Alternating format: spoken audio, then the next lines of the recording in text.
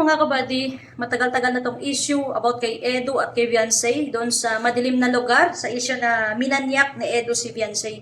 So ngayon, si Hambalos Todo, ito na ang nag-clarify sa kung ano man yung pag-uusap nila at pag-interview niya kay Edu. So pakinggan natin mga kabady at bigyan din natin ng reaction at opinion to. Kaya tara, let's go mga kabady.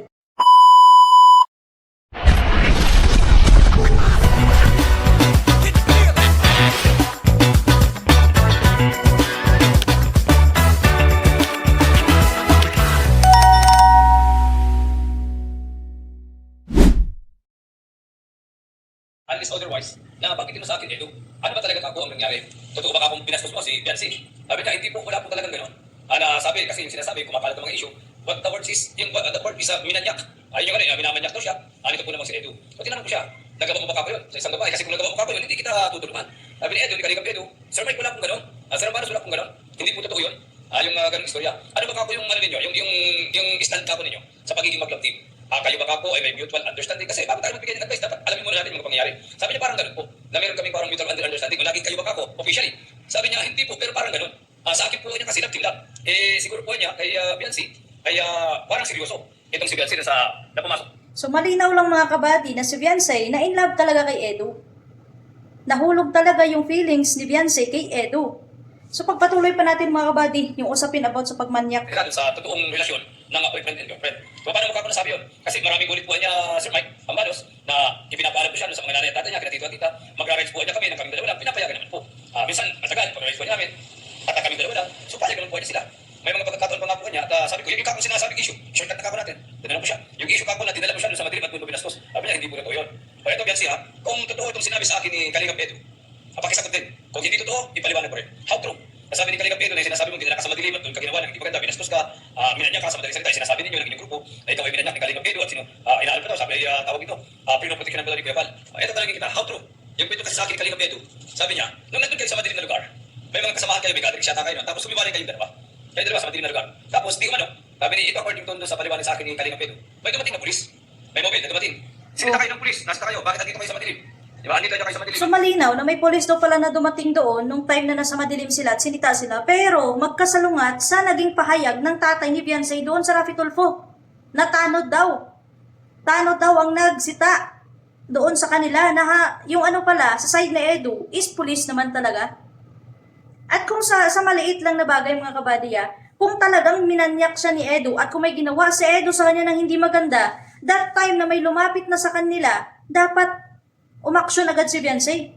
Nagsabi ka agad na, Sir, Chief, utanod man yung tawag ng tatay niya doon.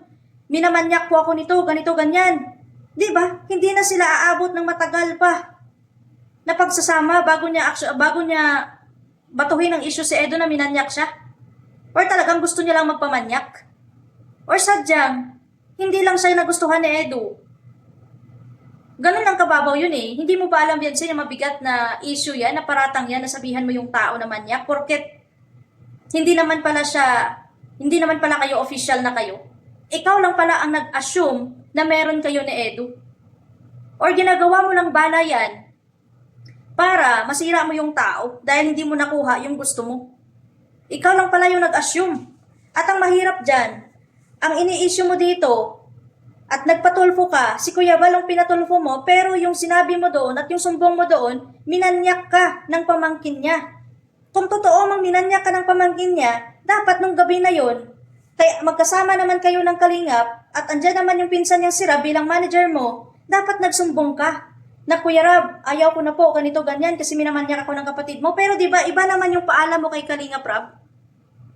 Huli mo na to sinabi nung nagpatulfo ka na minanyak ka. So kung klaseng babae ka, kung matino ka, bakit ngayon ka lang nagsasabi na minanyak ka? Para saan? Para makaganti ka kay Edo na pinaasa ka lang? Or sadyang umasa ka lang talaga? Kaya continue natin mga kabady to. Lipatan niya kayo, magkalit sa madilim. At lumipat kayo, pagkalit sa pulit, lumipat kayo, sa madilim pa rin at inakit ka ni Kalingap Edu, sumama ka sa madilim na lugar pa rin. Nung akitin ka rin sa madilim na lugar, sumama ka. At kung totoo yung sinasabi mo na ginawa ka ng hindi maganda, hindi ba dapat pagdating ng pulis, nagpapalag ka na? May mga kasama kayo na hindi naman kalayuan sa iyo, according to Kalingap Edu. Sana kung ginawan ka, kung nabastos ka, pwede ka namang sumigaw. Hindi ka naman tinututukan. Hindi ka naman tinatakot. Kasi tinanong ko si Kalingap Edu, baka naman kako tinakot mo. Baka kako tinututukan mo na magpulis sa bagay o ano. na-intimidate, natakot ka pa sa'yo. Sabi niya, wala pong ganun, Sir Mike. Hindi po ganun, wala pong ganun ang pangyayari. Kaya kung ako yung tatanungin, kung totoo, based on my observation kung totoo yan, yung salaysay na Kalinga Pedro, yung pinito sa akin na Kalinga Pedro, walang pastusan. Walang pastusan na nangyari, walang manyakan na nangyari. Kasi kung ayaw mo talaga kay Kalinga Pedro, from the very beginning, pag-akit sa'yo, pupunta kayong dalawa lang sa madilim. Hindi ka sasama kung ikaw yung isang matinong babae. Yes. Ang isang Di matinong ba? babae, Tsaka, ganun lang yun ganun lang yun babaw yung magiging, ano na dyan, yung magiging punto lang dyan, na minanya ka na pala ng lalaki, bakit hindi ka pa sumigaw? Na kung saan may lumapit na sa yung pulis, may lumapit na sa inyong tanod, sinita kayo doon sa madilim, bakit hindi ka nagsumbong? At kung matino kang babae, minanya ka na ng lalaki doon sa madilim, bakit hindi ka sumigaw nang humingi ng tulong? Para matulungan ka at para maaksyonan yan? Bakit sa bandang huli mo pa, binabato ngayon at ginagawang panira kay Edo na minanya ka? Dapat doon pa lang sa time na dinala ka sa madilim at hindi pala pabor sa kagustuhan mo, dapat sumigaw ka na doon eh. Di ba mga kabady? Pwera lang kung gusto mo din, sumama dun sa madilim. Yun, may ano ka doon na hindi ka talaga sisigaw, pero siguro ginusto mo din. Alam mo palang madilim, dapat doon palang umaksyon ka na, dapat doon palang umalma ka na. Sino yung babae na kadalagang babae dadalhin ka sa madilim na minanya ka na pala, hindi ka sisigaw ng tulong, na which is, may lumapit na ng pulis o tanod man yun, para sitahin kayo kung bakit kayo nandun sa madilim? Yan lang yung isang patunay lang na nabiting ka. Uma-assume ka siguro o umaasa ka na may gagawin si Edo sa'yo nang hindi maganda. Ganun na lang yung mga binabato mo sa kanya para lang masira mo yung tao na yun.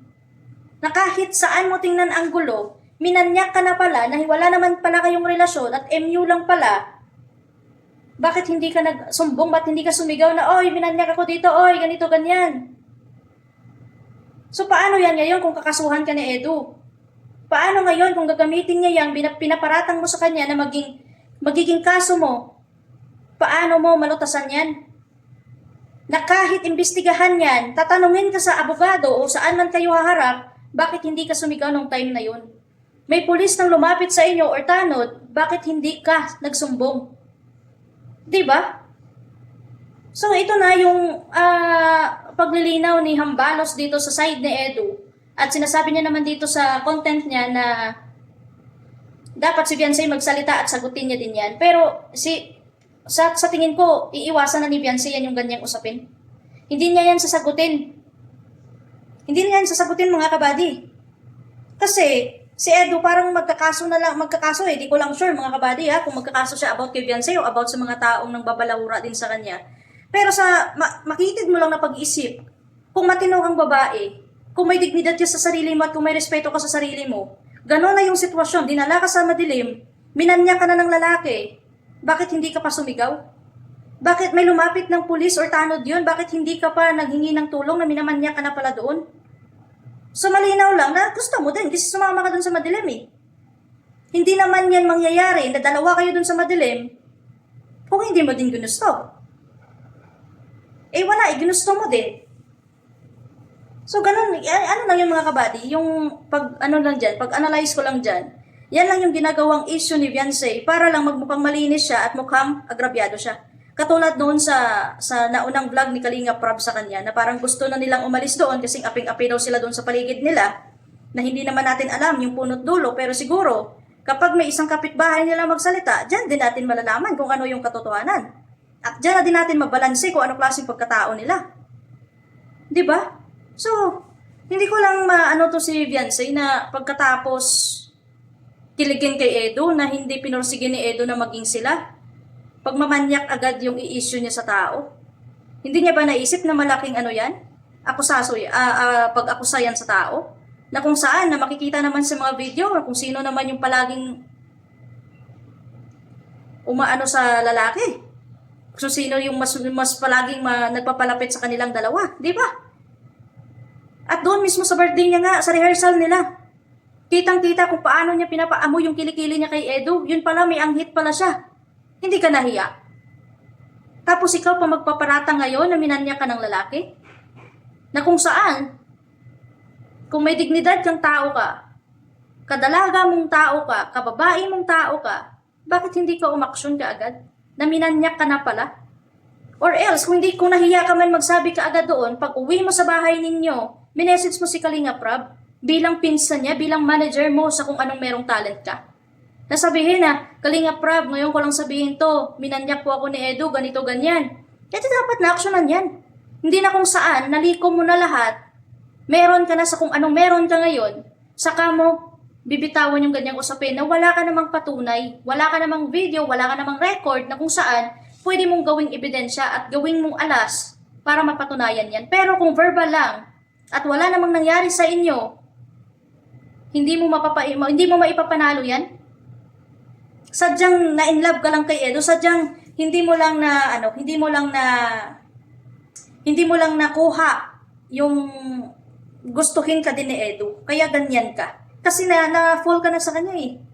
Kung sino ba naman, di ba mga kabady, katulad yan, magkasama kayo palagi, ikaw na-fall ka na, tapos sa isang iglap lang, malalaman mo na kaibigan ng pala tingin sa'yo, kaibigan ng pala yung pakiramdam sa'yo, ano yung gagawin mo, di ba? Kapag desperado ka na, kundi gagawa ka na lang ng mga negative na bagay para lang may iba to sa isa. So, hindi ganun kadali yung mga akusasyon dyan. At kahit ako din naman, sa mga nakikita ko sa mga vlog nila, parang hanggang ngayon, hindi ko makitaan si Edo na manyake siya. At parang napapansin ko kay Edo, tahimik lang siya at marespetong tao. Yun nga lang yung nakakainis lang sa kanya, sa sobrang kabaitan niya, kahit anong bato ng mga tao sa issue sa kanya, never natin naririnig na nagpapaliwanag siya kahit minadadamay ng ibang tao. Yan lang yung nakakainis kay Edo, sa totoo lang. Yan nakakainis sa kanya, yung sa sobrang kabaitan niya na kahit na dinudurog na siya ng husto, mas pinipili niya pa din manahimik na lang kaysa na magpaliwanag pa. Kasi kahit anong paliwanag niya, kung barado yung paniniwala din sa kabila, hindi din paniniwalaan, mas lalo lang siyang ibabash. So, naku, Beyonce, katulad nga nito na pinapakita mo ngayon lang kayo nagkita ni Kapeso, pero kung makalive kayo, dikit na dikit ka sa kanya, at pinapayagan mo pa na mag-live sa loob ng bahay nyo, ano klase yun? Diba? So, malinaw lang na in love talaga si Beyonce kay Edo, na kung saan si Edo, hanggang doon na lang talaga yung pakikisama ni Edo sa kanya. Masakit naman talaga tanggapin mga kabady. Yung na-in love ka, pinaasa ka, tapos bigla na lang naglaho na parang mula. Masakit yun mga kabady. Pero hindi natin maano din dito sa Edo, hindi din natin mabigyan ng opinion o reaction kasi hindi din natin alam kung ano din yung mga red flag na nakikita ni Edo sa babae. Kaya naglaylo siya or hanggang doon na lang talaga yung pagtingin niya sa babae. Hanggang kaibigan lang talaga. So, yun lang. Sila lang din talaga, dalawa niyan, makapagpalinaw kung sino sa kanila, saan sa kanila yung totoo. Kapag nagkaso na sila parehas. Kasi parang, di ba, narinig naman natin na parang kakasuhan ni Beyonce si Edo dahil pinanyak siya. Pero magka-counter naman si Edo na hindi naman totoo yung mga issue sa kanya. So, malalaman na lang natin yan sa bandang huli kapag natuloy yan. Pero sa akin, sa nakita ko at sa pag-analisa ko at sariling opinion ko lang din mga kabady, hindi magagawa ni Edo na mangmanyak ng babae. Sa dami niyang naka-love team na dyan sa Kalingap. Si kay Beyonce lang siya na pag-issuehan na ng manyak. Diba? So, mapapailing ka na lang talaga sa mga pangyayari. At, ayun, mahirap kasi mga kabady yung bitaw ka lang ng bitaw ng salita na wala ka namang ebidensya na ilalatag. Ikaw din mismo yung mapapahiya dyan. At tandaan mo, Beyonce, hindi yun sa Messenger or sa Facebook mo lang sinabi. Doon yun sa Raffy Tulfo. At doon mismo napatunayan na kay Edo ka pala may problema, pero bakit si Kuya Val ang pinatulfo mo? Hanggang ngayon, hindi namin masagot-sagot yung kadahilanan mo kung bakit mo pinatulfo si Kuya Val pagkatapos mong tulungan ka.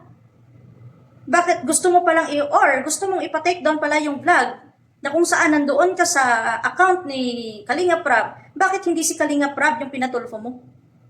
Yan yung wala pang paliwanag na maliwanagan tayo sa kung ano ba talaga ang dahilan ni Beyonce kasi nagpunta nga sa Raffy Tulfo, pinatulfo nga si Kuya Val, iba-iba naman yung sumbong, hindi naman direct to the point kay Kuya Val eh. Tsaka yung sinasabi niya doon, kaya siya nagpatulfo, kaya niya pinatulfo si Kuya Val dahil binabalahura sila ni Kuya Val na kung saan, malinaw naman sa atin na nakamasid at silent viewer lang na sumasagot lang si Kuya Val sa kung ano yung pinagkakalat mismo ng nanay niya. Eh ngayon, dahil nagpatulfo kayo, dahil sabi niyo nga, gusto niyo nang umalis dyan sa Kalingap dahil may binabash na kayo, pero anong ginawa niyo nung nagpatulfo kayo? Hindi niyo ba nakita yung mga comments ng tao? Hindi lang mga makalingap community yung nagko-comment doon, hindi lang mga solid supporters ng Kalingap ang yung nandoon. Iba't ibang tao, nabasa ko sa mga comments kung ano yung legal nila sa inyo. Na kung saan, pagkatapos niyong tulungan, pinatulungan niyo pa yung nakatulong sa inyo. Iisa lang yung mga sinasabi nila about sa inyo, kundi ungrateful lang talaga kayo. Or sadyang mapaglamang lang kayo sa kapwa nyo, kaya pagkatapos nyo makuha kung ano yung hinahangad nyo, initsapwera nyo na kung anong pinagsamahan meron kayo. Ganun lang yun mga kabady. So hanggang dito na lang yung ating reaction. At sana matapos ng issue na to. Kaya ingat, God bless, at to God be the glory sa ating lahat.